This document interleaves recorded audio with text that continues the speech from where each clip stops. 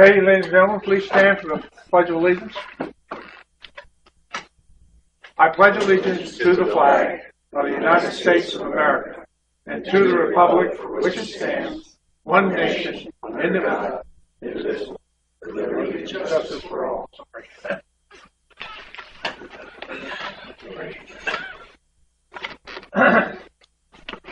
My remarks are very short. Last month we talked about civility. Perfect meeting, only 1 hour. Not that this meeting will only be an hour, but I want to go on with the spirit of civility. So we listen to one another, we'll not yell at each other. We'll listen to each other's opinions, and everybody will have a chance to speak if they wish to. Thank you very much. And with that in mind, do we have any public comments? Yeah, public agenda. Public comments before we start. Okay. Then I'm going to introduce the chairman of the BNF, Pat Sopik, and the committee with BNF committee with Tom Terry, followed by questions and answers. Tom? Yeah, I just wanted to officially thank Pat and her committee for a good, solid 3 days' work to put this together, and I appreciated you forwarding this on time for our board to have it, and I look forward to having an open discussion. So, Pat, if you want to walk your way through this with us, I think that's the way we've done it in the past. Maybe questions from board members. Say that again, Tom. She's going to walk through the write-up that we got from the Budget and Finance Committee. Right. And there, do we ask questions as you walk That's- through this? Whatever, Or that's rather fine. wait till the end? That's Or? fine. Okay. That's absolutely fine. And I trust you've all had a chance to read it, so I don't think I need to read it again, but I can. So okay. I think that the Budget and Finance Committee that we currently have, I'd just like to preface with saying that the Budget and Finance Committee is I think it's a great group now. We have some people that really have the skill set, for lack of a better word, to be on a finance committee that understand finances and are able to bring to the table, I think, a real benefit for Ocean Pine. It's a very, I think, thorough review. I think civility was honored throughout. That was an interesting, to me, opening statement for a board meeting. But I think efforts, and hopefully the document that this is really a committee document, not a PAT document, that's for sure. I hope the comments that they draft to help the board, assist the board in their evaluation of this budget. The first item was golf, and I think the committee felt that the information that was presented wasn't consistent. The business plan did agree with the numbers in many cases. There were, I can read this, that there were circumstances where number of rounds in one case was not the same as number of rounds in the other. Business plan was 26 or 27 pages long, as I recall, very lengthy, but the committee, interestingly enough, felt there was really very little real meat to the business plan. The change in accounting practice from year to year wasn't highlighted, so you really can't go forecast to budget and appreciate whatever changes are because of the difference in that accounting. And it had to do with the realization of inventory versus expense. As I mentioned, the revenue increased with no explanation. The committee asked for an explanation the day that golf presented, and we still have not received an explanation about how revenue increase was calculated, given that around no change in rates and revenue. So obviously a mix there. Didn't have any detail on the change. Get to ask questions as you go. Sure, absolutely. Whatever works best for you. Only because when I read the plan, they showed that revenue round was actually going to go up a little bit as opposed to the year prior, and they were lowering their operating costs. So even though there may be a decrease in rounds, they believe that they will get more money per round played and lowering the operating costs, and that's why they believe that the revenue would increase. Right. And this was not a comment about net revenue. This was more a question of how the mix of rounds that they would project to achieve that higher rate. I mean, that's fine. We agreed that it had to be in the mix of rounds. I'm not a golfer, so I don't know off the top of my head which rounds cost more.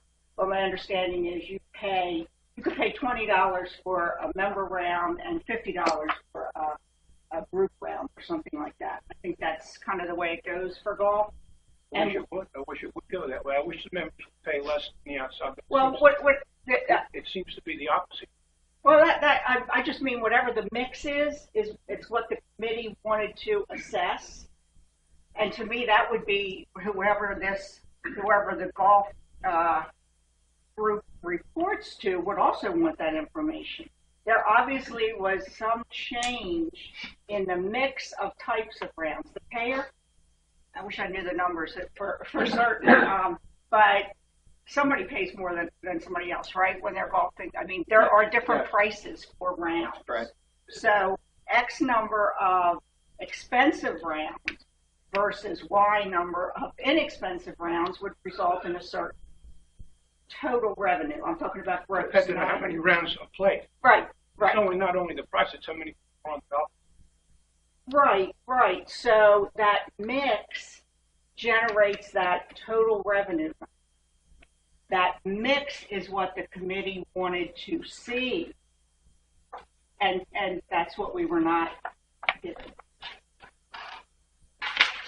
Obviously, I'm not saying this right. No, that's correct. If I can help, I know what you asked for because I followed up with golf yesterday, and they're going to have it when they come tomorrow for the board. It's basically the committee had asked for price points for member rounds, for non-member rounds, for package round, how all those are. And the committee had asked for it that day, and it wasn't available. So I did a follow-up yesterday to remind John and Scott that when they come tomorrow, that may be something as a follow-up to the committee that the board may want to know, because it wasn't clear in the business plan what those price points were. To your point, both you were saying the same thing. They're differential between the types of golf on the course at any given time. Just what's that breakdown? And I did follow up yesterday and asked them to make sure they gave us that breakdown, just so we'd have it. Now, what are they going to make a written report, or how are they going to?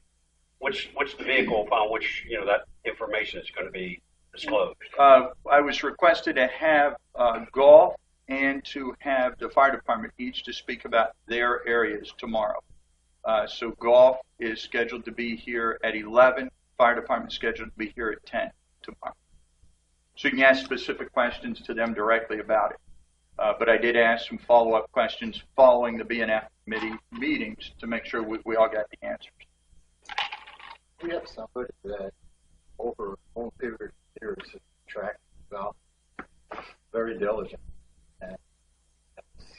and differentiate different types of rounds of play, numbers of rounds, most of them. So my question is, did the Budget and Finance Committee have access to information? Well, yes, I did talk with him, and he did give me his information, which is great. But his information passed.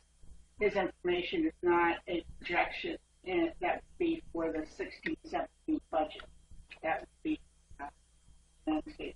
True, but I'm getting the impression that what got from landscape could not match to his information. In other words, you're talking apples and oranges. And that may or be not the case. Same metrics. But we were not. I don't think we're interested in the past numbers. We were interested in the budget numbers. Yes. Which, of course, he.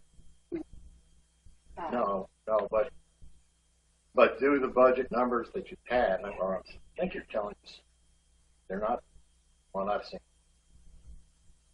How do they map up to the past? I mean, in other words, do they talk about the same categories of rounds, Is it, does it go like that? Like that? Right. I understand. Right. Our point was that we can't do that on the revenue side or the expense side for that matter, but we can't do that mapping on the revenue side because information wasn't there. Right. And same on the expense side, difference in accounting, difference in presentation. Other than the very bottom line, it is impossible to go here. So perhaps I'm to suggest we had specific requests that LU had provided us the information. We would.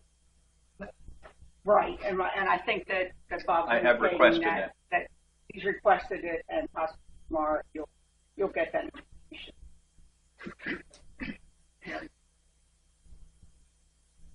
And so under Golf D, I think this was the high point of what the committee saw in Landscapes Unlimited, vis-a-vis Ocean Pines management leadership, that oversight of golf is fragmented with kind of a dual reporting, is our understanding, and so we believe that causes accountability and responsibility confusion to both sides, to Landscapes Unlimited and to Ocean Pines management.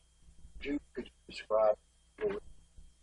Our understanding is that they report to both general manager and a certain committee of the board or the board of directors. I'm not sure what that is. Isn't it together? They get reports together, isn't it? Isn't the representatives with the general manager at those meetings? That's the point. They're there together, so it's Understood. That's the point. It's a dual reporting. That's what came up. You guys were all here when they talked about it. Shouldn't surprise anybody. Their findings are from what we openly talked about, or what they openly talked about. Right. The dual We reporting. were part of those discussions. Yeah. That's right. We are now. We couldn't interrupt or interject with this question. Correct. And we didn't want. And so it is duty to explore. So basically, the committee has the impression that by the fact that board members, three of them, precise, present at the reporting meeting, that LU as well as yes, that's our understanding, and that is the circumstance that we addressed in D. Was I think anytime you have a dual reporting situation, it's very difficult because the person reported doesn't know if there's a little bit difference in opinion from the two sides. I mean, if you reported to two bosses, it's that same that was the committee's perception. Right. Well, I can certainly see where that's. So that was seen as a lack of clarity for Landscapes Unlimited, a lack of clarity for everyone.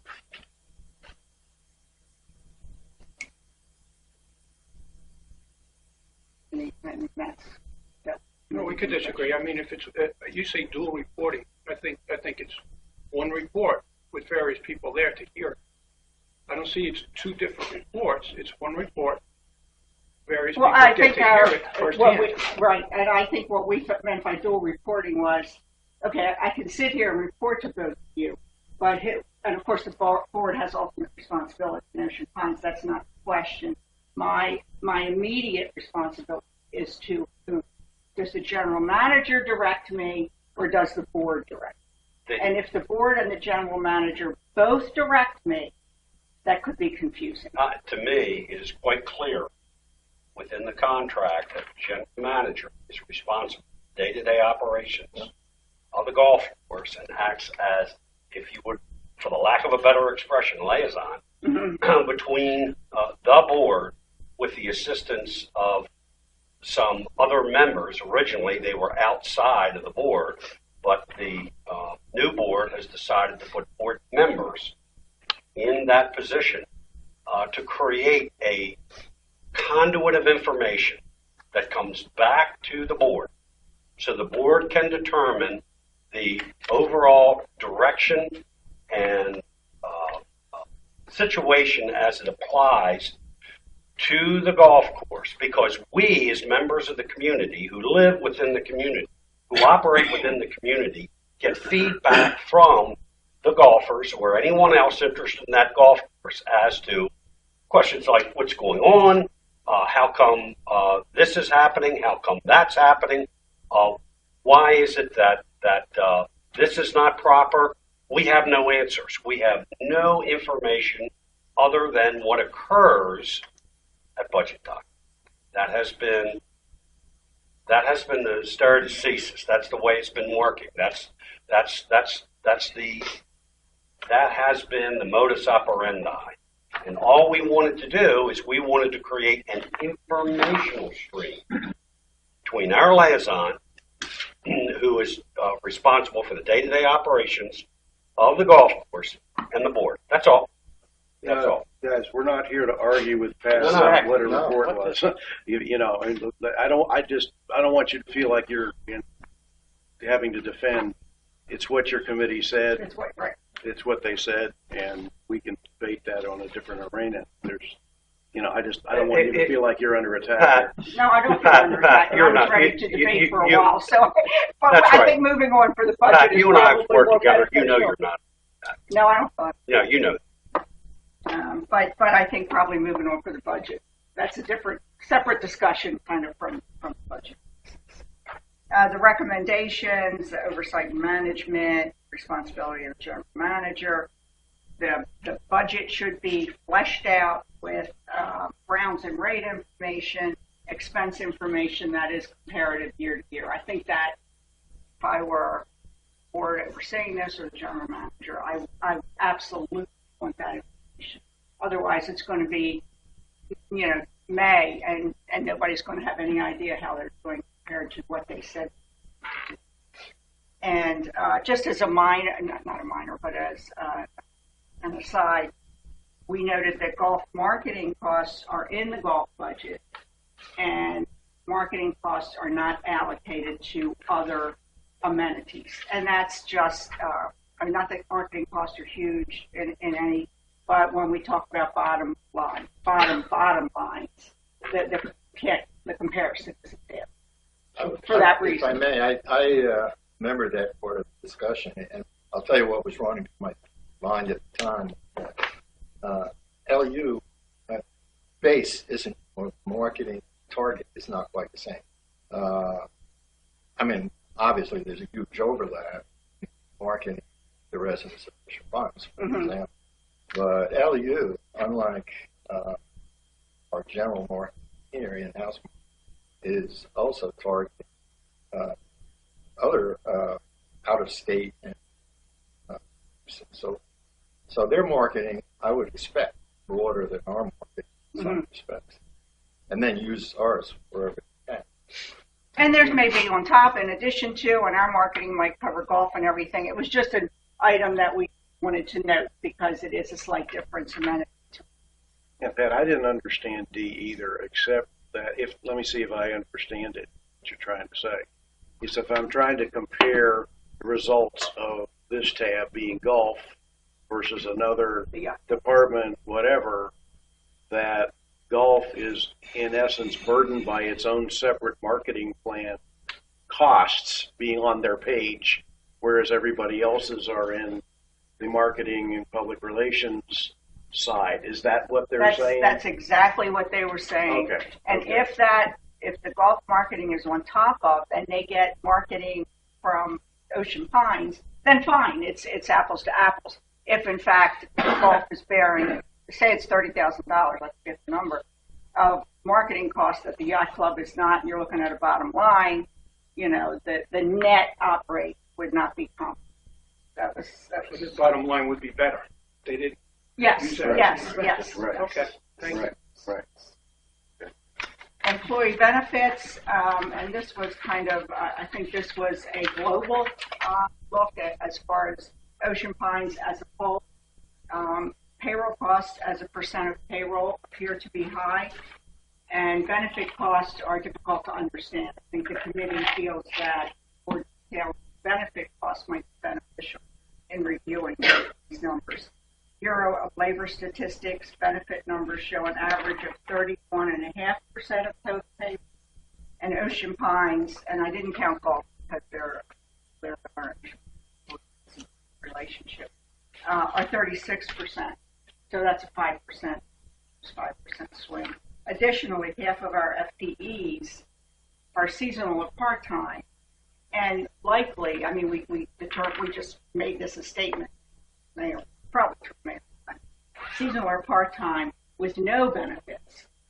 And so if you took our employee base as a more low full-time, then that percent would be even higher than the 36%.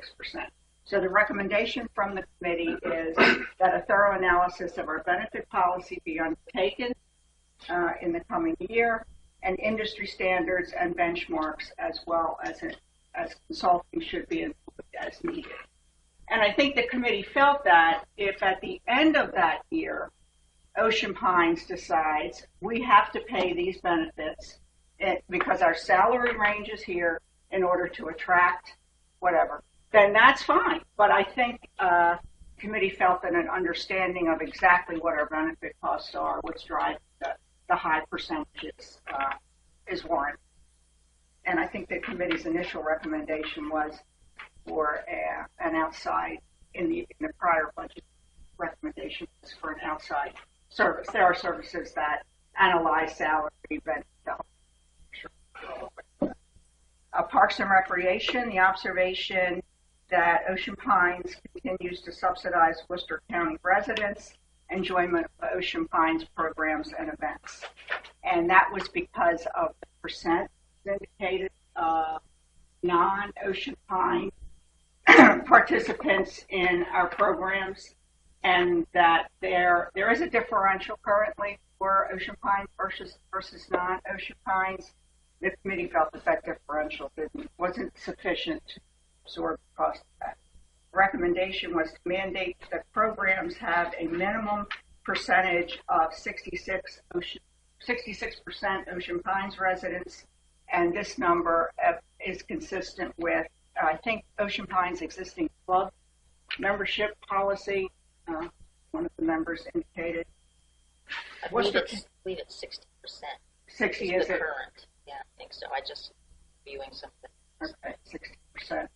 And I think that's for the clubs here, so it felt that would be a reasonable starting point for the Parks and Recreation. Currently, Worcester County spends $32.88 per resident to provide Parks and Recreation services, whereas Ocean Pines spends $73.32 per resident. Clear. Yes. No, go ahead, Dave. I'll come in. The question I had when that came up was the number of residents that you're talking about, non-residents. That includes actually almost entirely those events, programs which are fee-bearing. In other words, we charge everybody and charge them in that case. So sure they're getting a benefit, but they're paying. Now what they're not paying, and everybody can use, is our parks, our concert series, and our 4th of July. I go down all the ones that have zero alongside of the estimated revenues. I guess the other thing is that, I mean, the parks and the amount of money that we spend, which comes out of this budget. So if you take those non-fee bearing things and you take the parks and all of the other, that's a good part of this budget. And the part that's not there is largely recouped. The summer camps and so forth are basically paying for themselves. I don't want to say that too cavalierly, but the general idea is true. So the only things that the county is getting a benefit for without paying for it are those types. And I'd have to say I can't imagine how we're going to do anything about that. We're not going to cut them out of the 4th of July or the concerts in the park, or keep them coming into the parks, which we maintain. And so that's just my comment. Well, just a question. Your statistic about 32 versus 73, are you suggesting, or is the committee suggesting that we may want to increase the fee to outside users? I think that was the basis of this comment, and we had made that, committee had made that as a recommendation prior to the budget that the charge to non-residents be reviewed, and is it adequate? Yeah, there's one issue here that I think is hard to struggle with, because I think if I remember the statistic here, it says residents. When you do it against residents, these numbers are probably correct, but half our members don't live here. Now, that doesn't mean that they're here taking the cooking class or something, if they live in Columbia, Maryland. But, there is some balance of membership. If you divide that number by 2, we're at $36 compared. As I remember the discussion, most everybody else was here as well, is one of the comments that was made was that if they want to have a program, they are hiring an instructor to put on a program, and the program manager would say, I need 20 people in this class for me to teach it. And then Ocean Pines would come up with 12 people, and they would be 8 people short. Or they would come up with 10, and they would be 10 people short. And it was to get to the minimum number, they had to go outside to reach that number. And so I think, if I remember what the committee was looking at, was, well, how many of these programs are more than, how many of them are 5%, 5 out of the 20 are Ocean Pines residents and members, let's use the phrase members here, as opposed to non-members. So, I think that was part of the sense as well, are these programs, obviously there's something our members want, because they wouldn't be asking for it. But how are they justified? And that's kind of where I think they were also coming from, and I think they established a percentage here as a benchmark, as I understand what you've written here. But the other piece is you have the balance between members versus residents. And anytime you use residential, census data measurement, you have to be careful, because half our owners don't live here. Right, and the committee did discuss that. Did they? Did realize that the 3288 versus the 7332 may, in fact, those numbers may shift a bit if we look at, because I think the number that was being used for Ocean Pines was clearly low number, because we have many non-resident people that are in Ocean Pines on any given day. But I think that the initial, the kind of the driver of the reason that this was even a discussion is because of the dollar amount of the assessment that is for Parks and Rec. And again, I think as in other categories, if that is what Ocean Pines intentionally wants to do, that's, I think, fine and should be supported. If that's what the board decides, that's who Ocean Pines is, that's who we want to be, that's Ocean Pines' persona, is to have a healthy, robust, all-inclusive Parks and Rec. It's going to cost us X dollars a year, but we intentionally are going to do that. And I think that is what that's how the committee started down that path, because it is, for lack of a better word, a healthy piece of our assessment is the support we give to parks. Some committee members felt that happens to be who Ocean Pines is and should continue. So we had quite a discussion around this topic, but the numbers are there for the board's review. Just Public Works. This was an area that some of the departments, we talked about the benefit percent earlier.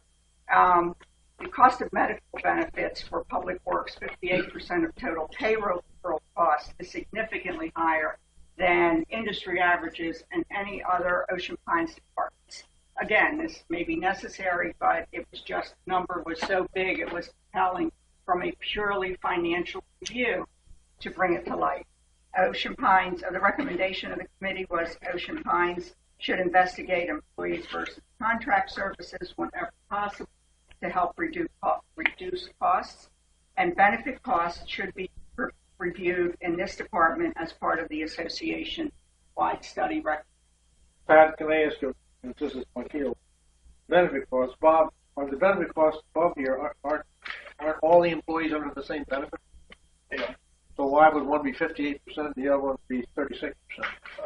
Biggest difference is if someone has family coverage, Right. you know, Okay. overall coverage is Okay. higher than non-family coverage.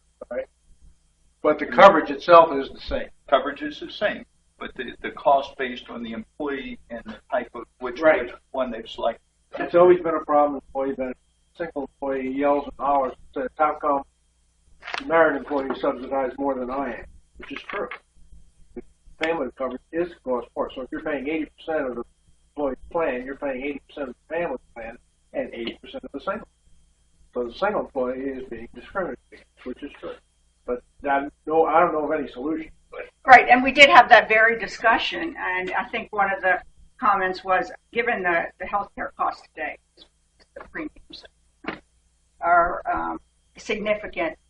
It is a significant difference in what a family versus a single. And some companies, I think, have shifted to more of a dollar base. We will pay $88, whatever the number is, for you for your health insurance, regardless of what kind of coverage you.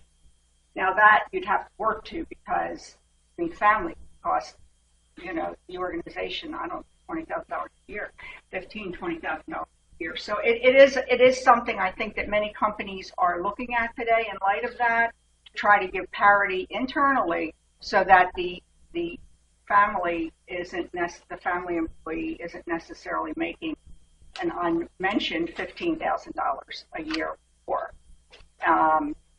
And in many cases, it's a reasonable way to go. And it's happened over time because the cost of health insurance increasing. In your discussion, was there any specific area that group described that could be outsourced vis-a-vis this unit, this public service unit? No, In other words, they didn't get into grass cutting or any of that jazz. We did not get into, but I'm sure general areas like that came up, landscaping, you know, things of that nature. But we don't know the positions, nor did we get into specific functions. Is more what we.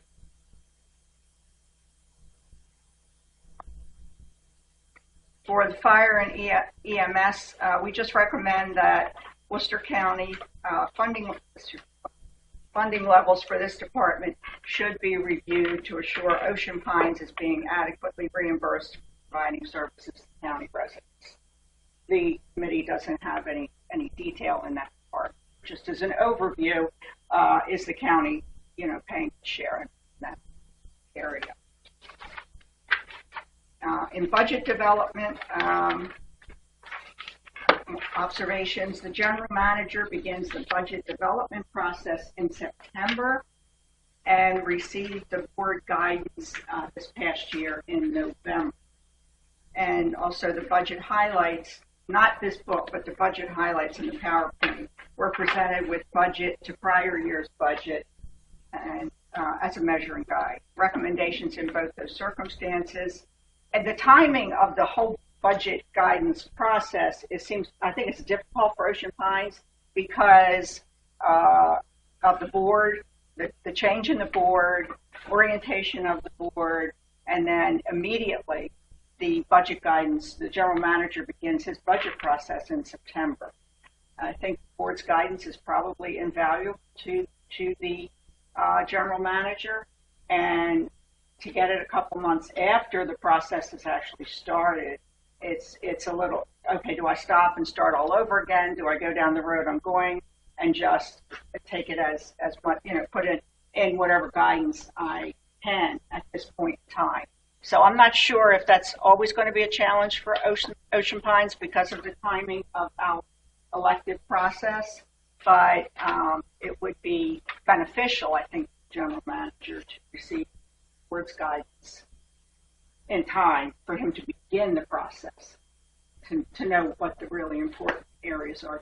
We actually had a target date this year, October 15th. We just didn't make it. I don't Right, know and that, September is probably because of changing. I know, and so I don't know what, and the committee discussed that, knowing the time and the challenges with that time, how we make sure the general manager knows, especially the bigger ones that the board has with here. Does the outgoing board give the budget guidance? I don't know. I think it's a topic worthy of board discussion to make the cycle really affect the budget process. Based on my experience over the last 2 years, the Budget and Finance Committee is kind of like the catalyst in terms of developing that guidance report that really starts to generate some conversation at the board level. Is it possible that Budget and Finance Committee could come up with that their recommendations as far as guidance in the July timeframe? Absolutely. The Budget and Finance Committee is an ongoing committee with, you know, vacancies filled and et cetera throughout the year. So yes, the Budget and Finance Committee could change its current cycle, which is September for us. And so that makes, that starts the drive. Yeah. What would that do for? Sir? What would that do to? Well, it drives the process. In other words, they bring their guidance to the board level. We then, after the election, begin the process of putting the budget together under the direction of the general manager, right? Now, there are a couple things that have to come into play. You're absolutely, I think you're going in the right direction. Orientation has to take place early in September to get those new members acclimated, and that may be one of the working documents that we utilize at that orientation. You know, their No, I thought you were going down the road that previous board would give guidance. That's up to the new. That's where I thought. Oh no! That's why I thought you were going. If you no! Have it in July that you were going to say. No, that works across purposes. Exactly. No. Actually, I think that's a good suggestion. The Budget and Finance Committee could have their guidance for next year's budget available to the orientation. I think that's a good idea. Well, thank you, Tom. So noted, and the committee will work for that this year. So I need to go and give him a hug or something. Yeah. Are you sick? And everybody. Am I sick? Yeah. Everybody. So you would basically need it finalized by the election in August. Right. Then orientation will be right after yeah. that, and bang, go. Yeah. Jump. This next line that, and I've heard this from Budget and Finance committees. It's always a bit of a toss-up as to whether you ought to be comparing budget to budget or budget to actual, and there's arguments for both. And if I'm reading this, they're saying they should go to actual and assume that the things that happened the year before will happen again. No, I get your point. And I think the committee realizes, I think both numbers are very Okay. Budget and actual, because there may be anomalies in the prior year that you absolutely do not want to repeat. 20 inches of snow 5 weeks in a row or something that you don't want to repeat in that current. So you would note that. But I think it was mainly, it's certainly clear in this book. I think it was mainly the PowerPoint. The numbers were budget to budget. And so just to have any actual anomalies in there would have been helpful, particularly the new committee members. Yeah, I don't quite, I'm not sure I understand what budget forecast. And you're talking about November, that timeframe when the analysis starts. So you're forecasting 6 months out? Well, no, I think it was in the presentation. It was strictly, it's in this book. I think it was strictly in PowerPoint presentation when different departments' changes were highlighted. They were highlighted budget to budget, and some committee members felt that forecast to budget would have, to the new budget would have been helpful also in that high level bullet point, 3 or 4 or 5 areas that saw significant change. Yeah, I'd have to, yeah. I think- I don't know what those were. Right now, we have the budget in the book, then we have the forecast, then we have the budget, so they have all three numbers. Right, they're here, but it was Yeah. just in the presentation. Yeah, of the that's power. That probably wasn't even worthy to be aligned here, but That's okay. it was just a comment that a few Oh, I committee get that. members felt they would have been more comfortable knowing. Okay, we forecasted $20,000 this year, not 8 as was budgeted, so the difference is not 12, it's 5 or whatever, so that kind of comparison in key numbers, not key numbers that were presented as part of power. For the capitalization policy, a recommendation, OPA capitalization policy should be reviewed. Currently, the threshold is $1,000 per capitalized item, and the committee recommends moving that to $2,000 per cat. It's probably been $1,000 forever, and this happens to a lot of companies. It's probably been $1,000, I don't know, for 20 years or 15 years or something, and if you index that number, you'd be well into the $2,000 range. This does have an impact, obviously, on operations. So some companies choose to phase this in, do 1,000, then 1,500, then 2 over time, so that you don't have a big hit in 1 year. And a review, clear policy on capitalizing bulk purchases of items like dining chairs. Perhaps a threshold for the individual item. I've seen, and not necessarily Pines, and I don't know if detail this year or last year weren't, but companies might capitalize, purchase of 20,000, $10 items or something, and then you've got to put that on your asset list, and somebody's got to track that thing, and it's probably not even realistic that they're going to last 2 years or whatever. I think we use 2 years. So just a review. I think it's been a while since at least the committee's understanding. It's been a while since we've looked at the capitalization policy. Review it, maybe with the auditors, discuss where are people today, what's the threshold, and what are they doing about the bulk purchases to record and also be able to track that information. Can I ask, this is more like work, when's the last time we have that, or has discussed? Has the subject come up? It's changed 3 times since I've been here. Of course, Yeah, that's right. the last time we changed it, exactly the date, I was just asking. But it changed from 250 to 500 to 1,000. And the auditors are generally involved in that. They suggested it the last time. So there's computers now are under 2,000. And so I hesitate not to stuff like that, but no, that's up to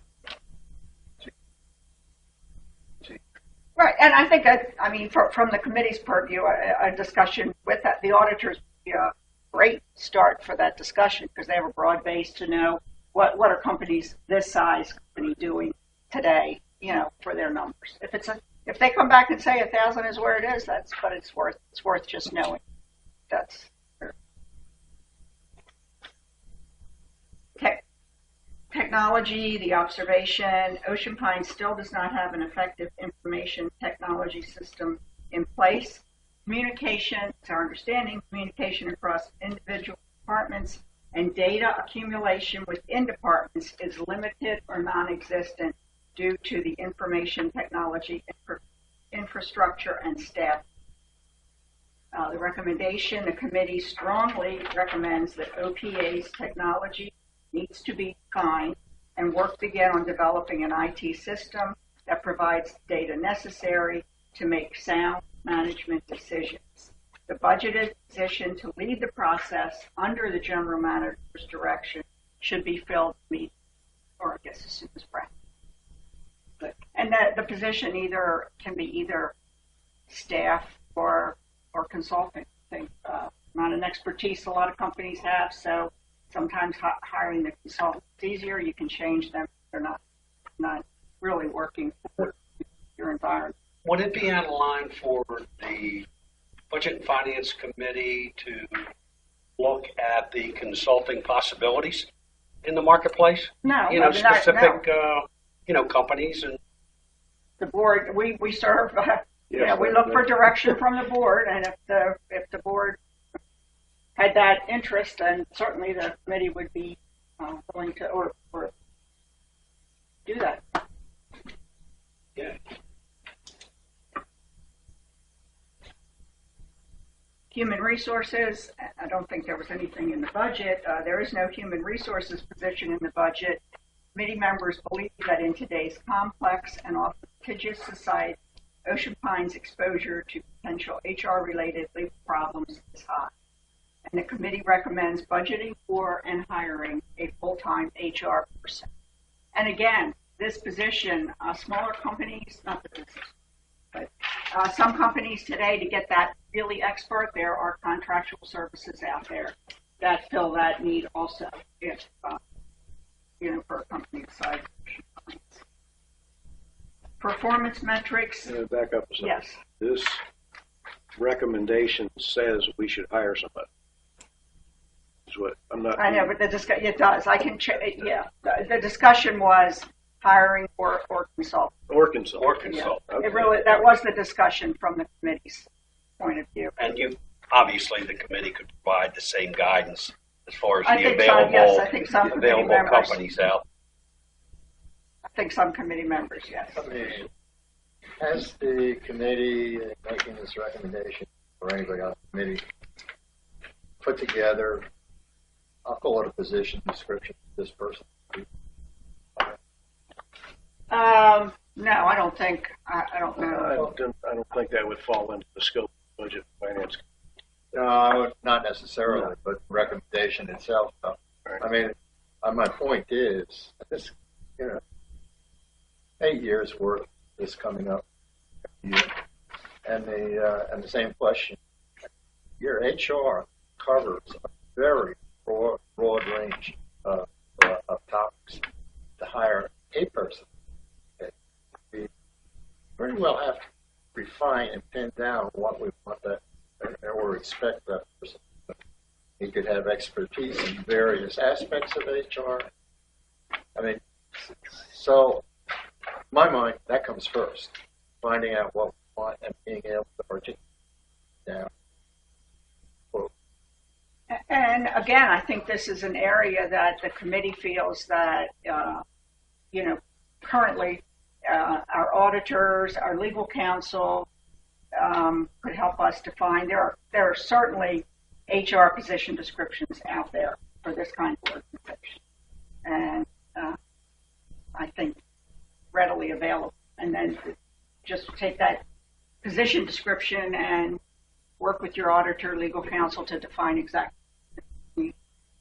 because they have a broad base usually. That's just a recommendation. That might be from me, not the committee. I don't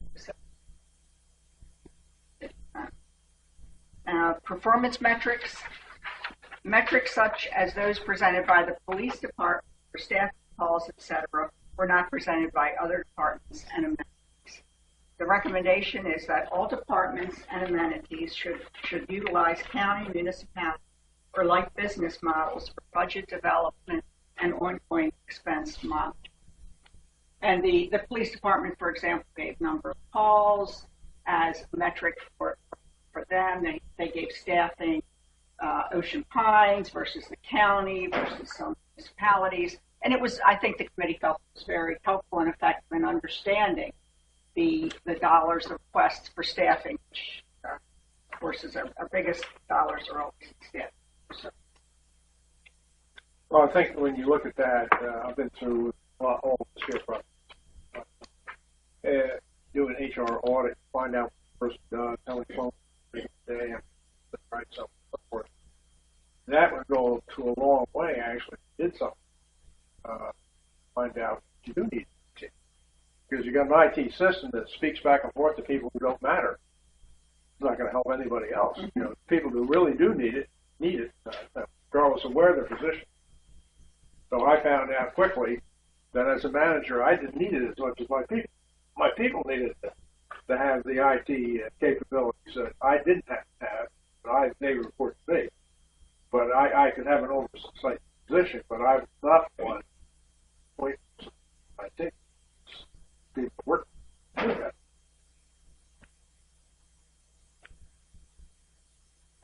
Anyway, that's so they were hand in hand as far as I'm concerned. HR and IT go together somehow. For capital and observation, a scissor lift with a cost of $20,000 was requested as a capital purchase. The total equipment rental dollars, both forecast and budget for general maintenance and public works, which were the department requesting the scissor lift. The total expense was $1,500 for both those line items. I'm sure the committee felt there were other things in there besides a scissor lift. So in that case, they had $1,000 a scissor lift. It would take 20 years to that cost. Did that make sense? And so the committee recommends that the scissor lift not be purchased based on the expense and capital costs that the committee understands are related to the scissor lift. Capital item purchases should be closely examined for need and return on investment, and items costing more than $10,000 should come with a return on investment. Any other specific items No, that was anyone no. addressed? No, No, and okay. I very definitely asked that very question for there. And I mean, many of the items, we're not in operation. We can only look at the cost of it compared to expenses, or is it a replacement? This was a new request, so it kind of jumped out at us. When we look at the expense, a lot of the items are replacement requests. So the expense, the need was already there prior. For capital funding, an observation, established in the 1970s, the future of Ocean Pines as a desirable community for young and old, moderate and upper income residents rests in large part with the maintenance and replacement when necessary of its buildings, roads, sports facilities, and properties. The committee applauds the progress made in the development of a capital facilities plan, which the committee members each received a copy, and appreciated the general manager's time and effort in developing the January 4th, 2016 document. We encourage, and this was to a man for the committee, there was no dissension, the committee encourages continued collaboration with the University of Maryland and Beacon in that endeavor. It's actually Oh, I thought I fixed it. Salisbury. I thought something was wrong with it. Salisbury University. And Beacon in that endeavor. As a recommendation in capital funding, the committee recommends that the planning document be a continuing work in progress, updated as new information becomes available. And closely tied to this capital planning process is the accumulation of adequate reserves to fund the plan. The committee strongly supports and urges the board to maintain the $348 of the annual assessment for reserve funding, including the $21 increase for legacy reserves. The committee recommends the completion of a reserve study to determine what the target reserves should be. Good job. Thank you, Pat. Thank you.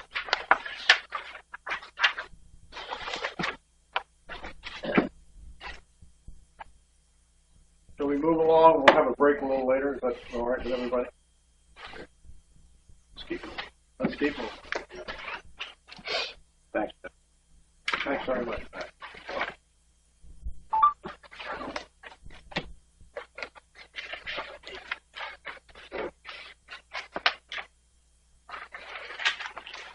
Okay, we have introductory remarks on 2016-17 budget by Bob. Morning. Good morning. As we get started, what I thought I would do is provide a general overview of what went into my you saw parts of this budget finance committee meetings. And I thought I'd go ahead and cap again. That way, if you all have any questions or concerns along the way, kind of kick that around a little bit. So let me start with behind me is the PowerPoint. I'll go over some items. General overview of the budget, what went into it, so we all have an understanding. of how the budget's crafted. Do the general overview, steps to construct the budget, materials, considerations, and the budget itself, the details reviewed tab by tab. One thing I want to point out, tab by tab, we stuck to the budget-to-budget comparison. And I know Kat, several the Budget Finance Committee members had some questions about why we were comparing budget, not budget forecast to budget, as all the documentation is here. Keep in mind, whenever we look at assessment increase or decrease, it's all typically compare budget to budget. So knowing that the forecast information is already in here for everyone to look at and see where the numbers came from, I just stuck to the high level of budget comparison because that's what drives that number up or down purely against the assessment, which seems to be the area that most people have a question at the end of it. So that's why the budget to budget comparison and not budget forecast, just for clarification. Budget process, you all know the process, and Pat mentioned it. In September, we start, when I say we, the staff starts working the budget. We start working through the process. We start talking about wants, needs, and desires. We start looking at what type of requests they may have with the basis of starting with what you need to continue to operate, whatever your area of responsibility will be.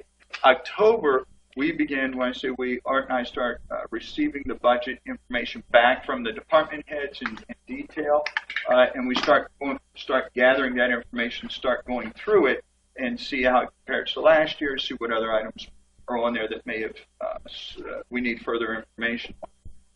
From there, we start with the department head review. We start going through with each department head. We actually sit down with them and go over what's in their budget, why it's in there, what their needs are, why they requested certain items. And it allows us to kind of go back and forth so we have a better understanding department by department and to understand what the request may be, and also to offer some guidance or coaching if we need to add more or take some away based on whatever the conditions are that they've presented. From there, we start to, in December is when we actually start to pull them all together, and that's where Art actually pulls the information together as a whole to get the final number. We have no idea what the budget number is going to be when we start the process. It's not the way the budget's built. Every year I've shared that, but I want to make sure I reiterate this year again. We start the process based on what we believe the needs are for each of the elements, and it's only at the end when it's all compiled. And I think we started about the initial budget request started at about $67 increase in the assessment when we compared everything at the first swing. But that wasn't unusual. It wasn't something that Art and I fell out of our chairs. We're kind of used to that.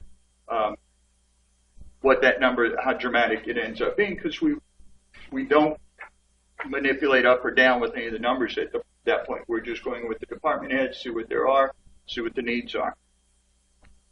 From there, we put the budget together. We end up presenting it to you all. We give you the budget books. We give the budget finance their books.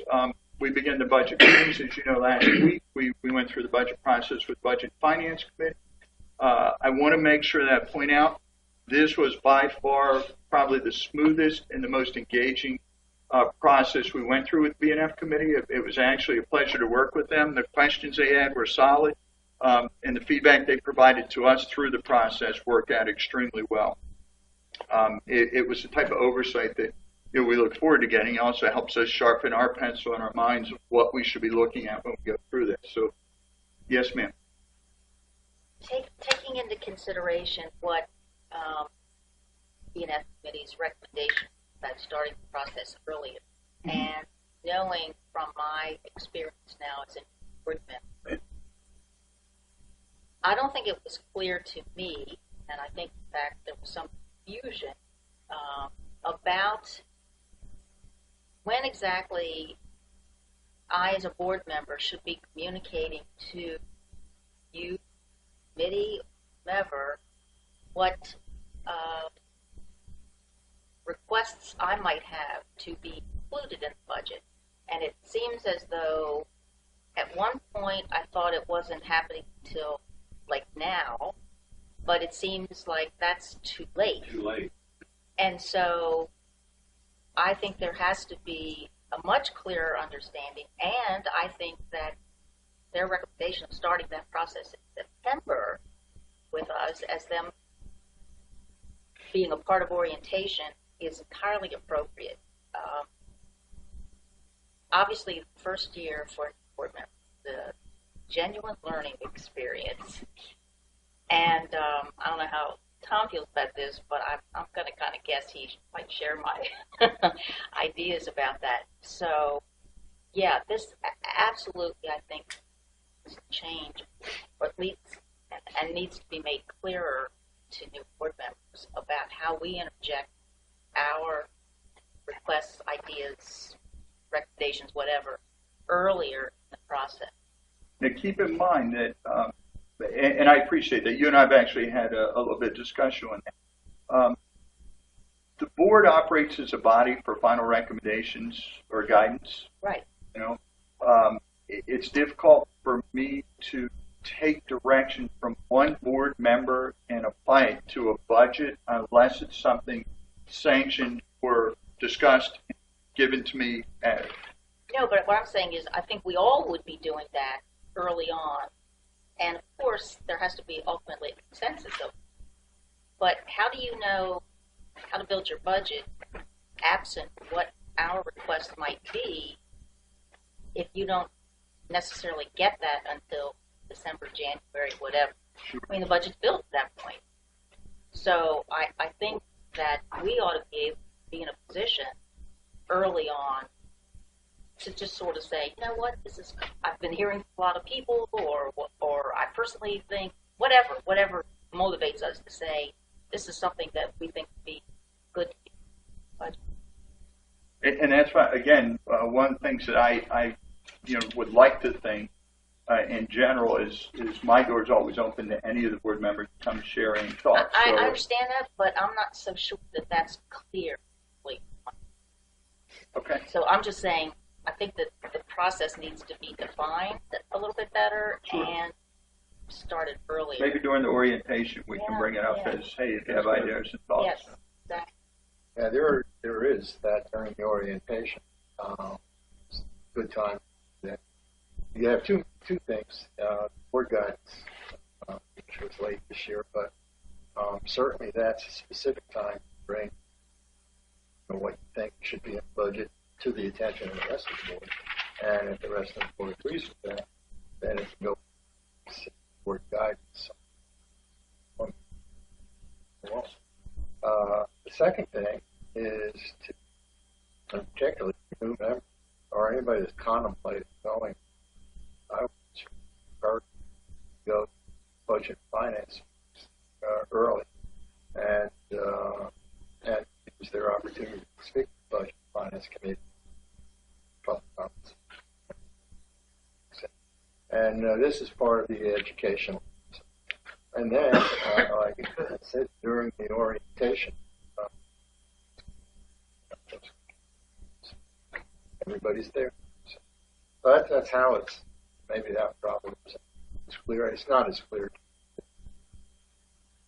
Well, I think it improves the process from Jack's suggestion to have B&F guidance incorporated into. Well, let me endorse what the young lady's saying, that what she's suggesting is we open up the process to allow more input into the budgetary process itself. We're dependent upon you to give us direction as to where the association should go, and I think what you're saying is you want a partnership. No, she's saying she wants, if she has specific budgetary items, she'd like to know how to present it to me as a board member to include it in the budget. I understood what she said. I got it. And I think orientation is a great idea. I'm making sure I understand. Oh, I'm sorry. I thought for me, I was going to say, I got it. No, okay, my fault. You mean that the board should have special sessions amongst ourselves so we can talk about these different ideas to present them as a group, collective group, and come up with a consensus to how we should give it to the general manager? Well, that would be one way. Because for one person to go to him or one person to No, go I'm to not budget saying finance, one person it would won't go work. to him. No, I wasn't suggesting that. I'm just saying as part of orientation, as Jack suggests, that would be a time we would be incorporating reiterating what our suggestions are and perhaps discuss among ourselves those things. Not at a special session amongst ourselves. Now, Because orientation, we didn't finish in those 2 days. We couldn't finish without all those discussions about, like, perhaps it needs to be. yeah. I mean, Make it a another week-long day or orientation. something. Well, I think board guided session, which is a formal session, is the exact appropriate time. Now, all I'm saying is that leading up to that, see, going and listening to budget by is a good preparation getting to, and you might influence their recommendation, or not influence so much as get them thinking about something. And everybody can do that. Everybody in this room. So, I think the mechanisms. The more information we have, the more. And I'm saying earlier on. in the Earlier process. on is better. I agree. And I wrote down for orientation. But what Bob is saying is, he reports to me basically as a bylaw. We want, you want people to visit him, but he doesn't want to have everybody come in and say, I think that this and this. And he's got 10 different suggestions going on at the same time about the same subject. I wasn't That's all. suggesting that. But that's what we're, but Bob, Thomas, they have lots of meetings. Tom likes to have. So, Well, we'll have a board meeting every night, Tom, just for you. not so much, but I mean, I think we should No, discuss we what we should want have the budget. There is two different issues here. And I like where this is going because I think it makes sense. I think it's pointed out a step that's missing in the process. I think the budget guidance process right now works just fine. It's high level. It's not specific projects. But I agree there is a specific project insertion into the planning, into the suggestion process that isn't there. And I agree with that. That's missing. It's interesting that's coming up. And I think it's worth assessing. At the same time, I understand Bob's situation. If I'm really hot on something I want, and I'm a board member, and I'm darkening his door twice a week to get it on the list, it would be more reasonable for the board at orientation to get a list of ideas that people are thinking about. At the end of the day, I just wanted to remind everyone, this is the staff's and the general manager's suggested budget for the next year. This is not a board-driven budget. This is driven by the staff and Bob, the general manager. What is missing, though, I do agree, what is missing is the opportunity, a formal process by which the board can say, and it's kind of a gray area. It isn't go put this in your budget. It's we're really interested in this. Fill in the blank and think about it really strong because we have, 4 out of the 7 think this is something to really look at. But it can't, and I hate to use the word can't, I'll use the word should. It should not be a directive from the board that he has to include that in his budget. The board can ask for things to be investigated. Yeah. But in the end, he's got to be behind and own this budget himself. He or whoever the general manager is has to own this thing when it's presented. It can't be a tops-down budget, or shouldn't be, frankly. At the same time, I agree. There is a step missing. And I don't think the orientation is enough time. I think it's a good place to placeholder places, but I think there is a value of early in the September time, October time. How would you do that? You just have a meeting. Just have a special meeting. You'd have a special meeting. Yeah. I think that orientation, especially for a new person, your head is spinning all Oh my right. God, You're right. yes. So to be able to sit down there and try to come up with something that you don't even really know what you're talking about, but the mechanism starts at the orientation with a Right. presentation. Look, this is what you should be looking at. This is dying pretty quickly. So start thinking it, and then get yourselves together in a few days. Give yourselves a few days. Call a special meeting or 2, and then go at it. Perfect. Perfect. I don't know. I have to think about this, but I know where Tom's come from. Basically, I agree with King. It's not up to the board to make this budget. I mean, we have an advisory. use Bob's budget to make up. Okay? Just because we get bored like first time we said, I always had this idea. There are plenty of ways to interject that in. Let me suggest the this. formal way is not a good way. Well, Because it, no matter what you say, well, Bob, you don't really have to pay attention to that. The four of us felt the four of us really think it's a good idea. No, it's just. And I'm not even talking content.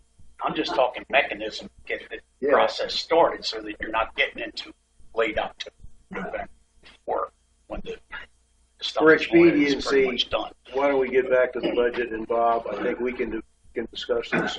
Procedurally, I think it's worth discussion. Oh, yeah. Without question. We're not going to solve it here. It's okay.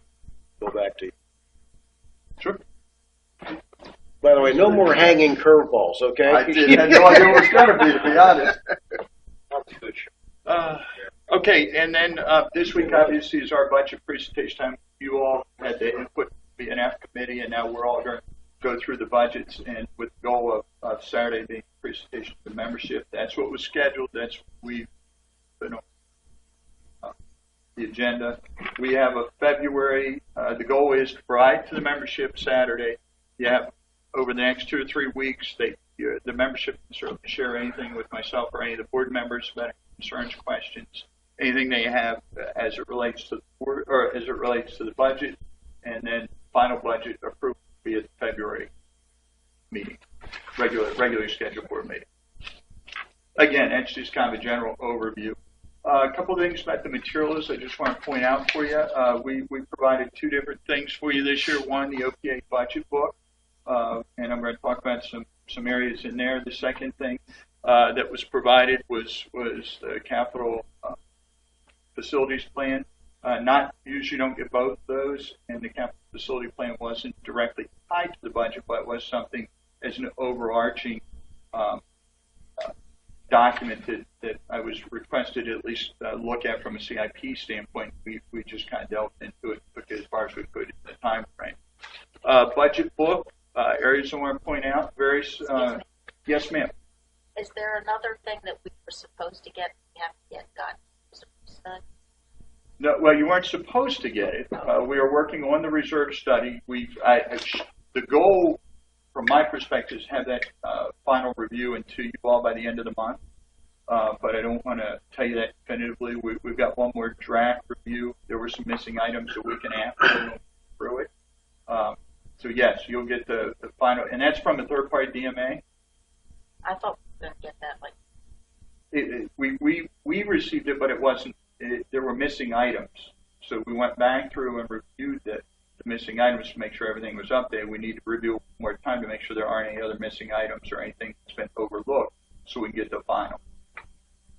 Yes, sir. Bob, would it be useful to us in this process now to see that preliminary reserve study? You know, just to get a background and. No, I mean, is it that vague? No, it's not vague, but it's missing items. The final, what you're going to look at, and again, everyone can say that's yay or nay, but you'll go to the bottom line. Do we have enough reserves? Don't we have? Then kind of the debate will start from there. Not right or wrong. It's just that's where the starting point. So if there's missing items, it skews that number way off one or the other. And I don't think it will, because I think we've got most of the items now captured, if not all of them. We're missing a block of items over the last few weeks, and we've kind of caught up, put those in because they skew the bottom line. So having that as accurate as possible, and I'm not going to say we still won't miss something with 1,500 items, that are on these documents, but that'll come shortly. So you're talking about getting that to us by the 29th of January. And whatever the end of the month. 29th of January, and then the budget is, the final vote on the budget will be. End of February. End of February? At the board meeting. 25th. But the reserve study is not, it shouldn't I understand. An impact on the budget. It's for understanding of where the reserves are right now. But the goal is to give it to you all so you have at least 3 weeks of review and question. But again, I think that's just going to open up a new debate on our reserves, independent of the budget. Other questions about that? The budget books, in the beginning, you have various summaries, gives you good comparisons, goes through the tabs, through there for each of the departments. At the back of the book are the reserve tab and the capital tab. Just kind of a quick breakdown with the book, the flow of the book for you. Summary business cases have been included at the back of the major amenities. That would be Yacht Club Aquatics, golf is a business plan we sort of discussed a little bit earlier. That's provided by the LU team, and they'll be here to talk about any detail on that.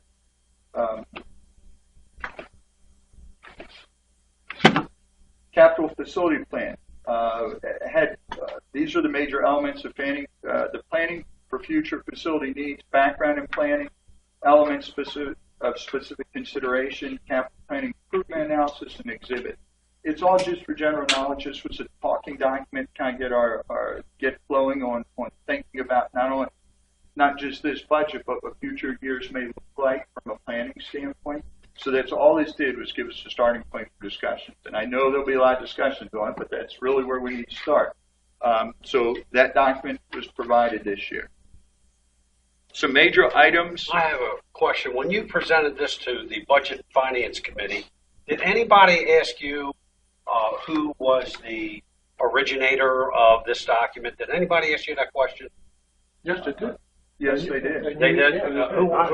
You've asked me that a second I time. know. What I'm saying is you attacked me because I asked you. No. And then I was here when Dennis asked you the same So thing. you know they asked you. Oh, yeah. And you know the answer. Yeah. Okay. And you accepted it. That was okay. I just want you to understand that was not an attack on you, Bob, in asking that question. No, you and I talked about that. We're good. All right. I remember. Okay. But thanks for pointing that out. You're welcome. Budgetary considerations. Here are the primary elements, and I'm going to break them down a little bit more, so I'm just hitting real quick for you.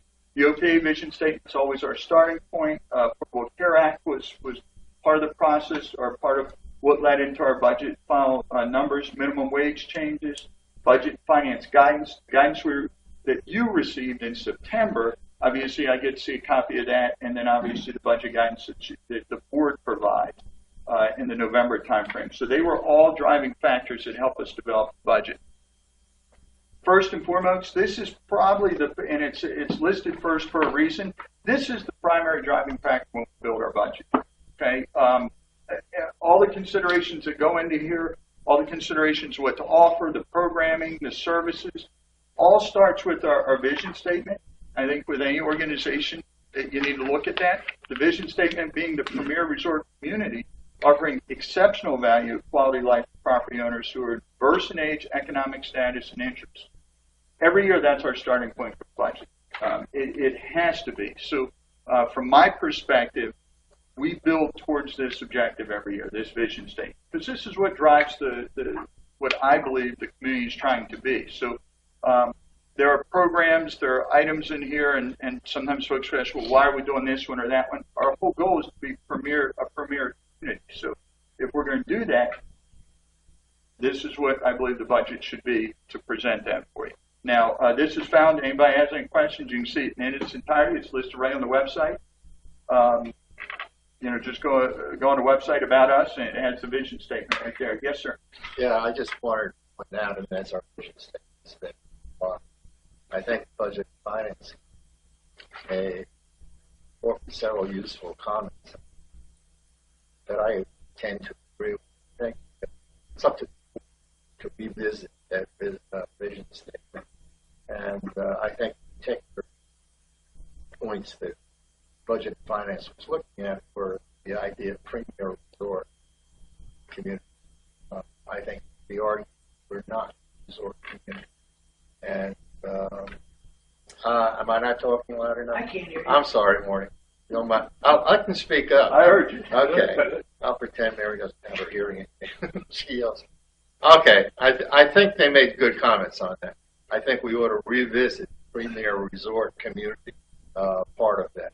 In fact, we have, I think the second part is of state, but I don't know that we're a resort community. I think that's kind of gone by the wayside a long time. Not that we're not for some people, but not for the majority. And so anyway, I think the board needs to take an action to revisit that vision statement, discuss it, modify it. We agree. Well, maybe the Beacon study results analysis will give us some indication of whether or not that should be the case. Yeah, well, That's supposedly. I'm just holding my breath for that. I just. Well, I would just ask that we stay a premier community because that's, I think, what we all bought here for. So, resort one way or the other, I understand, but premier community is something I try to focus on with the team. Trying to offer. I like to focus on the attractive and affordable. Yeah. Attractive and affordable. I think that's important. So this is what the current vision statement is. This is what our budget is driven and built towards. So one of the most important factors for me, that's why it's listed as number one.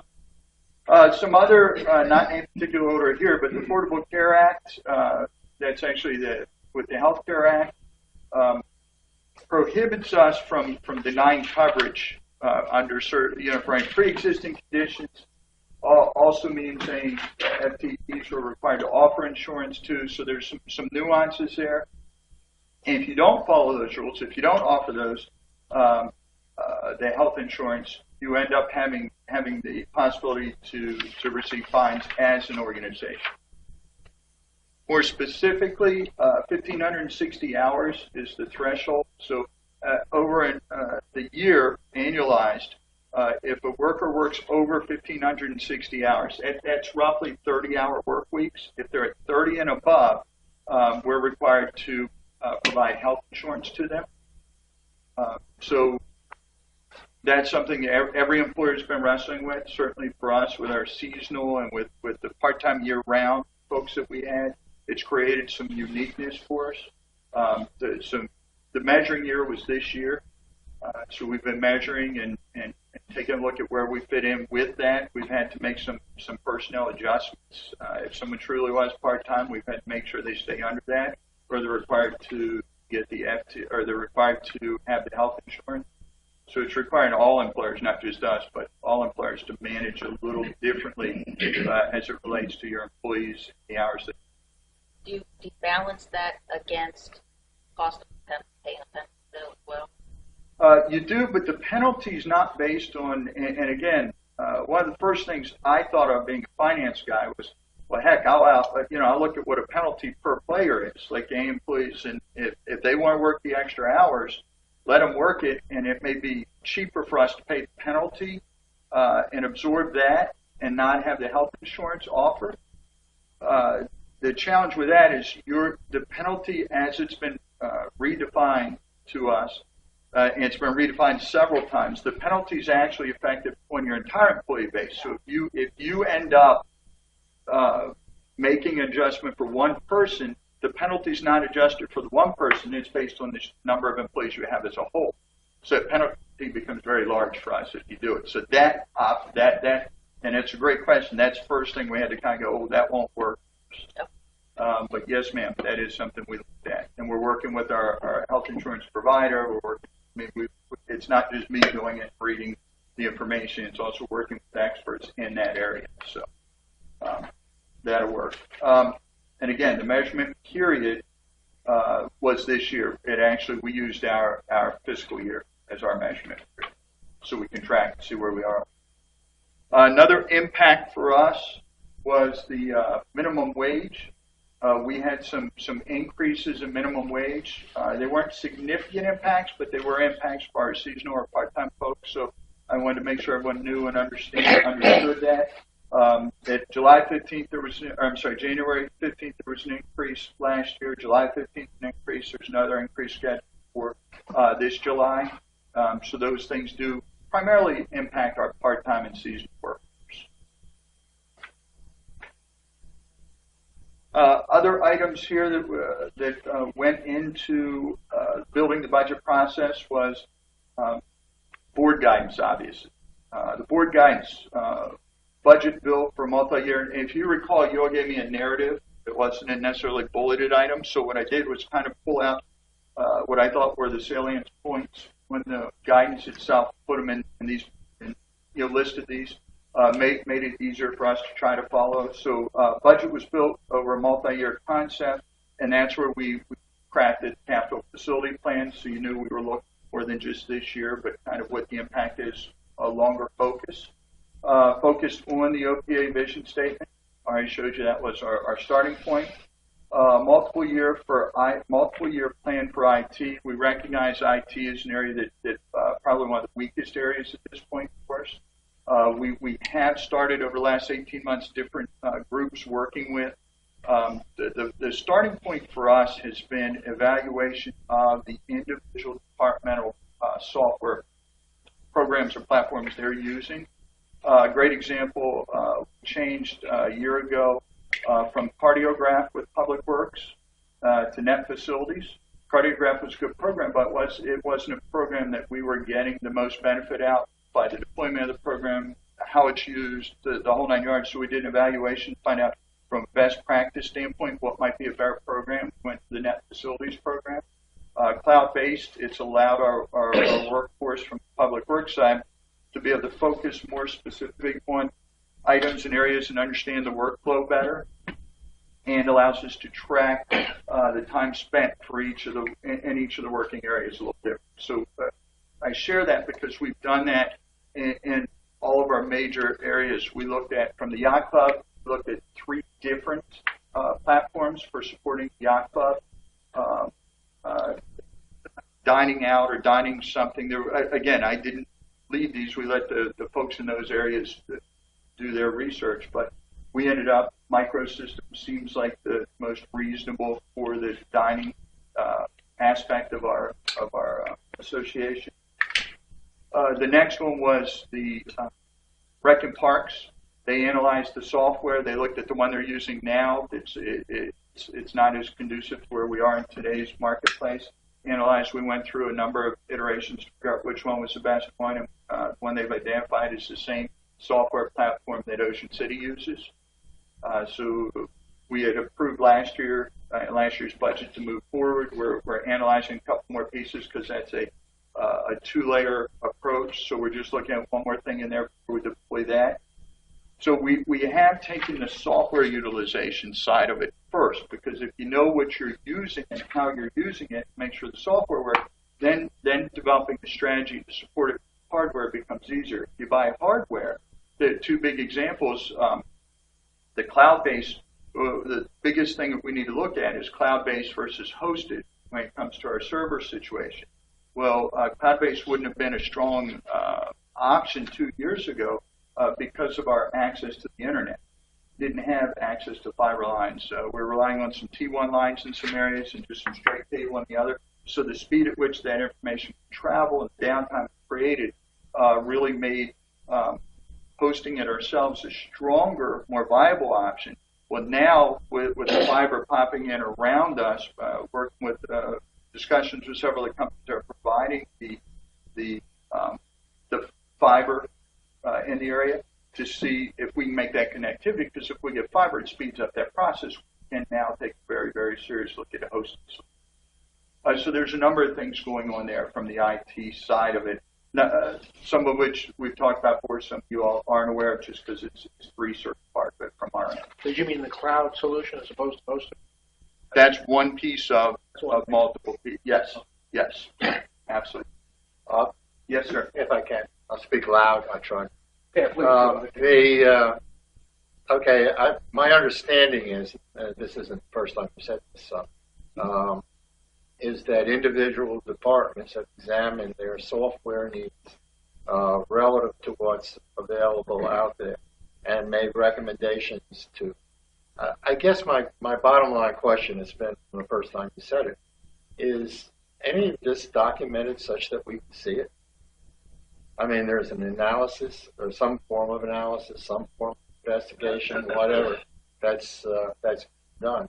I mean, in general, we're talking about the board an IT solution, okay, which is kind of broad, and we're specifically talking about individual departments that are looking at their individual needs. Am I off in this? No. Or this what's happening? You're right so far. Yeah, with individual departments are, that's then correct. I'll ask my question.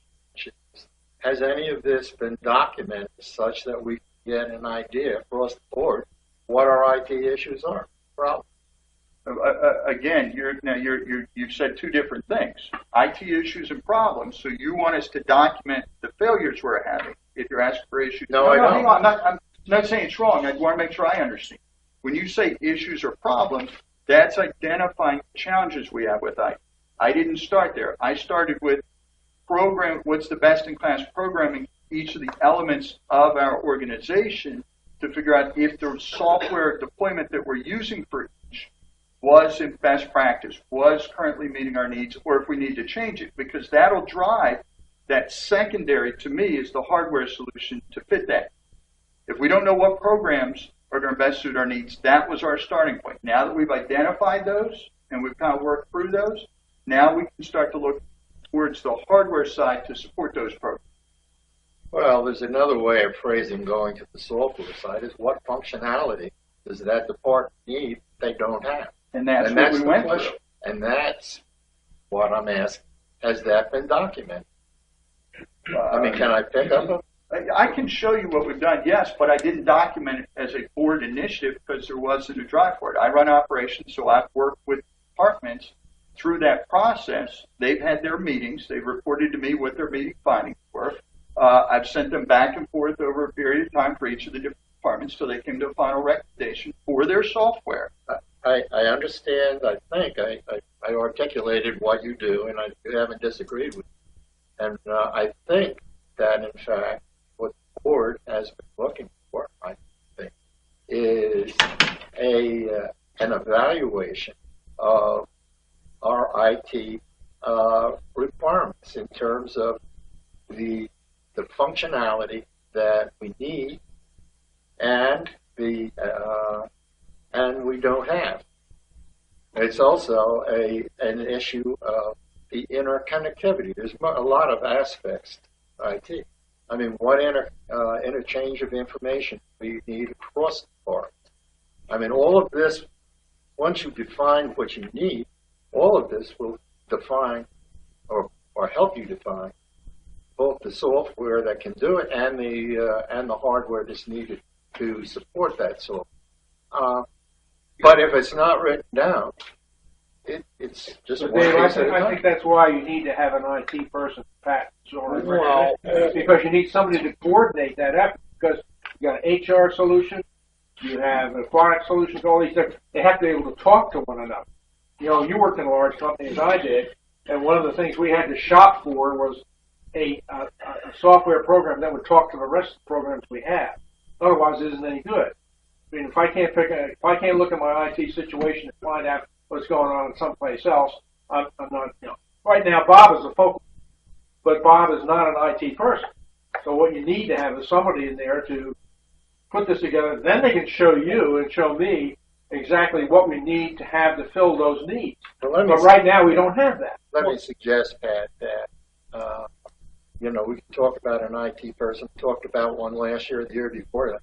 The one thing that we've never done, as far as I can tell, unless you want to show me the piece of paper, is a piece of paper that describes what exactly this IT person is going to do for us. And I got the That's why I distinct haven't been impression, Bob. I'm sorry. No, you're right. From you're right, and because that's what I picked up. Part of what I'm hearing, Pat, Dave, it's the chicken or egg question.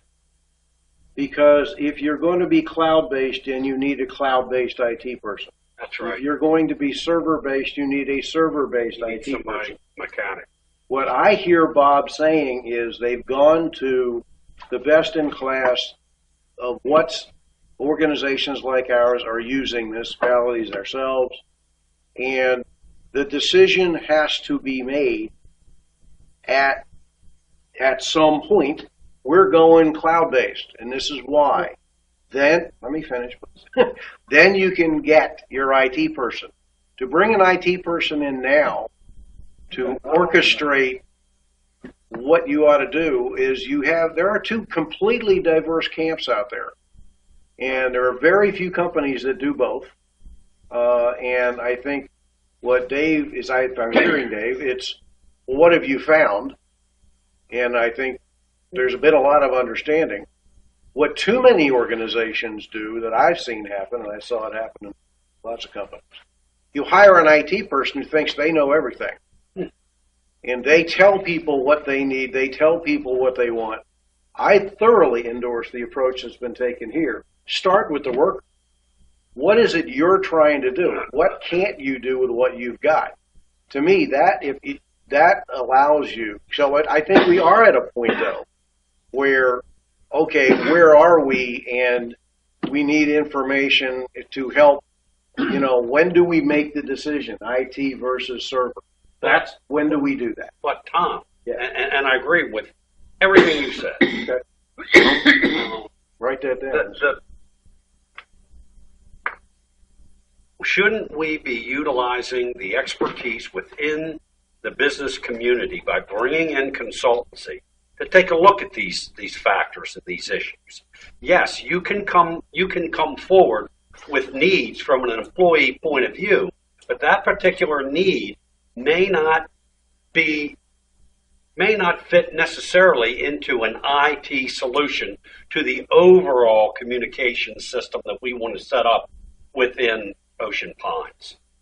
Now, specifically, we're talking about a $225,000 allocation or budget item, something like that. Okay, that supposedly was created through an analysis of the employees.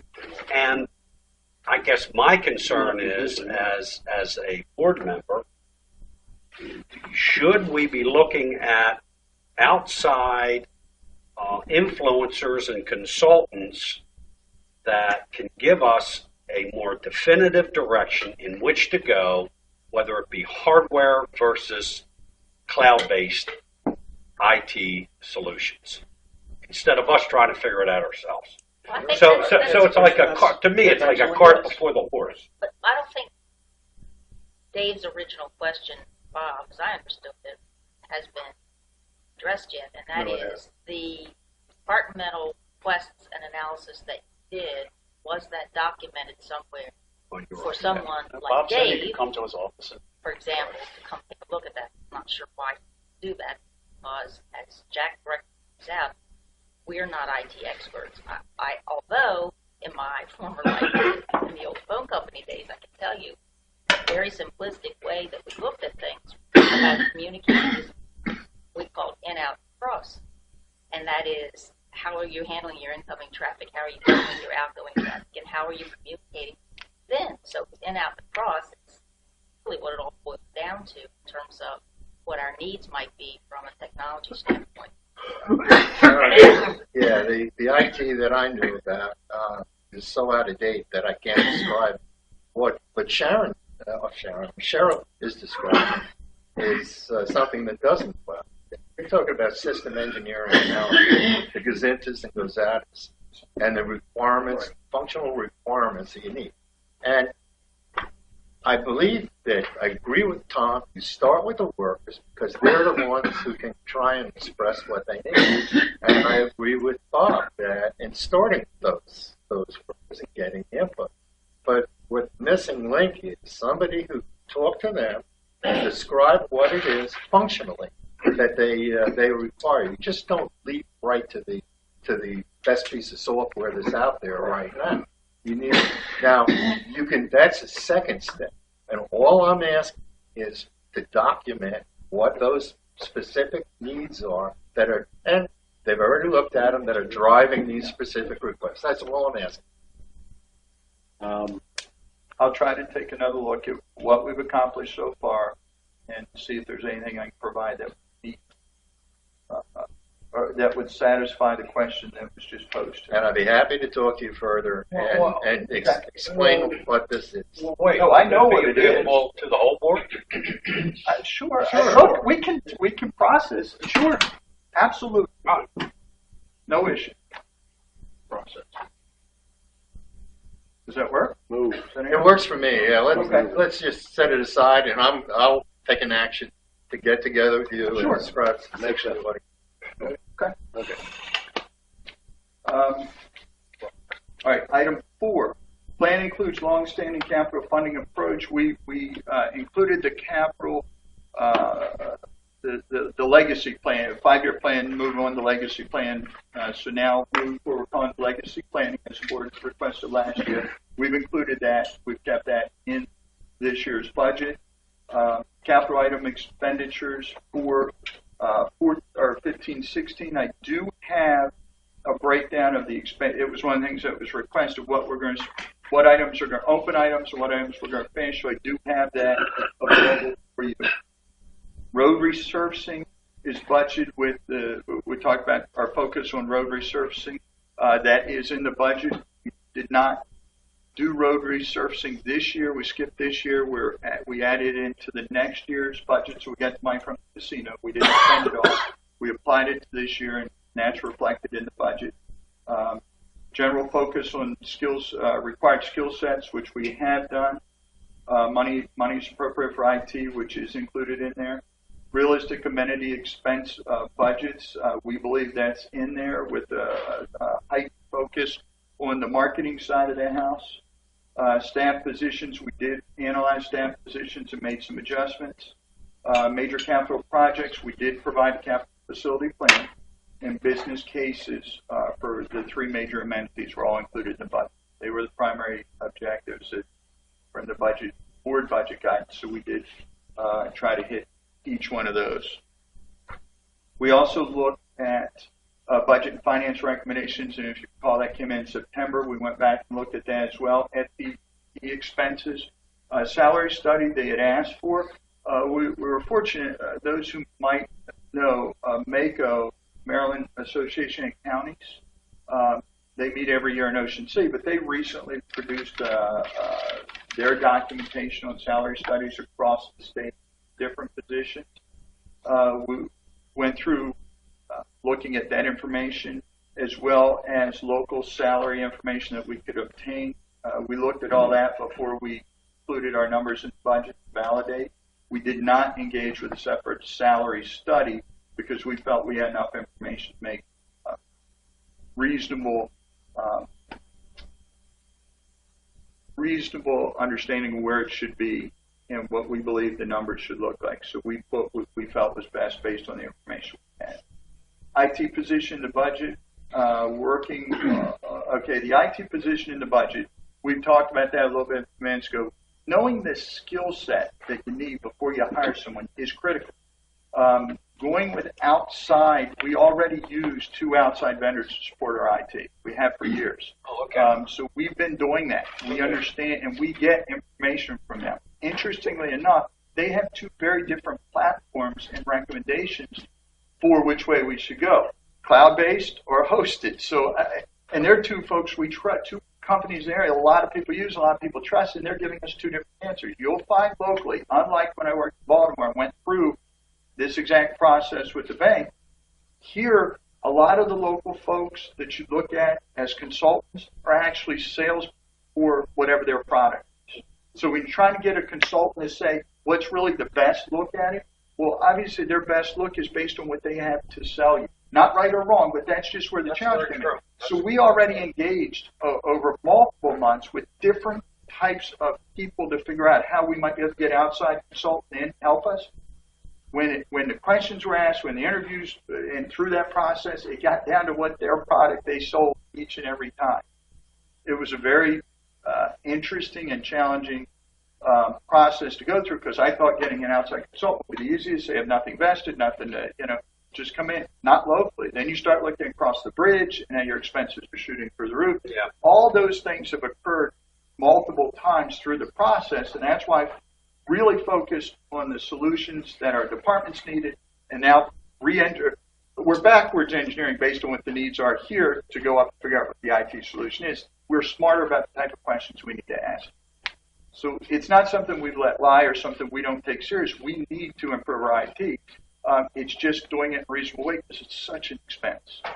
Have we checked with say Columbia, because they're a large HOA? Have they Again, done their IT? we can look across the bridge. Your cost associated is tremendously higher when you're starting to go in that direction. That's true. And you're also still, it's really interesting. Everyone kind of leans on what they sell. Trying to find a true consultant today has been difficult. Always looking for recommendations, but when it boils down, and I know several people in the IT world locally and across the bridge, and same thing. What's their back end, what they're selling type of deal. Now, we have had some folks, Ocean Pines folks, come and offer some help with it, and I took their advice in a couple of our steps. So it's not, again, I try to look at experts internal if we can, not just staffing, but within Ocean Pines to get some insight and suggestions as well. I just don't, as you all know, in an open committee where 5,000, a lot of times folks don't want to help us under that level of condition, that scrutiny. So Yes. with all this information, we hire an IT guy this year in the budget, this fiscal year. I think we're closer to coming down the path. As soon as we figure out which direction from an IT solution, in other words, the two major factors we're wrestling with right now, if you go with a hosted solution, okay, a cloud-based, it's hosted elsewhere. The skill set for someone is more connectivity, examples, and again, there's pros and cons to both. But if you go with a hosted solution, your boxes, the screen and the pad, all they are is connectivity to whatever the host is. Okay, you can put your software on that hosted server, so and it backs itself up and SAS 70, all these requirements. So your primary reliability is on the connectivity to that, and then if you're down, your whole system's down. So our biggest concern there 2 years ago was that constant connectivity and at what speed. Because we had T1 lines, which are truncated larger lines for our major amenities, but they didn't. They worked the majority of the time, but not all the time. And our cabling line isn't as reliable. The bandwidth's just not. With fiber coming, much faster, much better delivery. I'm told the consistency will be there, and I don't know if you all know, but the county went to fiber. Maryland, I want to say Maryland Utilities, but it's Maryland. Some of the utilities ran fiber down 9, and they connected the library. They connected all the county elements. They did a T at the 90 split here to get to the county water and sewer plant here. All these things brought fiber right around us, which we didn't have access. That will speed up the connectivity. So that more directly leads us towards a cloud-based hosting. The advantage to that as well is when you go to log on, you're going cloud-based. So you don't have to have so much capacity and speed at your local desktop. So your desktops are cheaper. They're gateways. Best way to explain it. Then you go hosted, whole different things. I won't go into great detail on that one, but so once we make that definition, then we go towards an IT, someone who can give us IT support that understands hosting, understands why that works, understands the shortcomings and pros and cons to it. If we go hosted, we need a different skill set. Someone that can manage software programs, someone that can do the connectivity for us to our hosted solution. Hosted being everything's housed in a server and a backup server right wherever our location is. Two very different skill sets. When will we know? I'd like to be able to tell you a definitive answer. Sometime this year we have to get it done, but now with the fiber around us, I think we can move quicker towards it because we know we can get connectivity. I've actually been talking with some of the fiber companies where they're delivering fiber all around us, which it just opens up a gateway.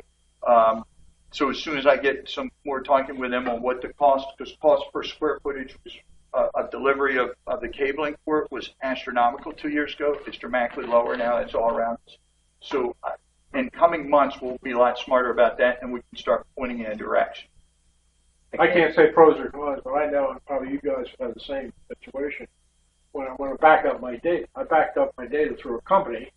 It's a hosted company, and I got so much, space. Excuse me. And I filled it up rather quickly. Then I had to go buy another hunk of space. Well, I changed to cloud because cloud there is no space. You just keep pulling and pulling, and there isn't any limit to how much data you can put in the cloud. It just goes on and on and on. So that's one of the things Bob is faced with. If you get a hosted situation and you fill yourself up too quickly, all of a sudden your system goes down because you can't take any information. Cloud-based, however, doesn't have that problem. Before we spend any more time on this IT, I think the question that was asked by Tom was exactly the right question. It's, are we going to make, if we're going to put a stake in the ground Right.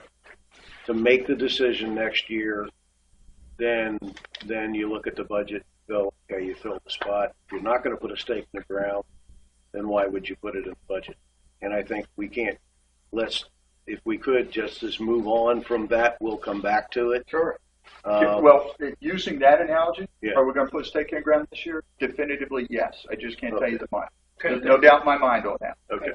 Yeah, I feel That's very really good. what it comes down I to. feel very good about being able to make that decision now that I know the opportunity, connectivity has dramatically increased. It just changes.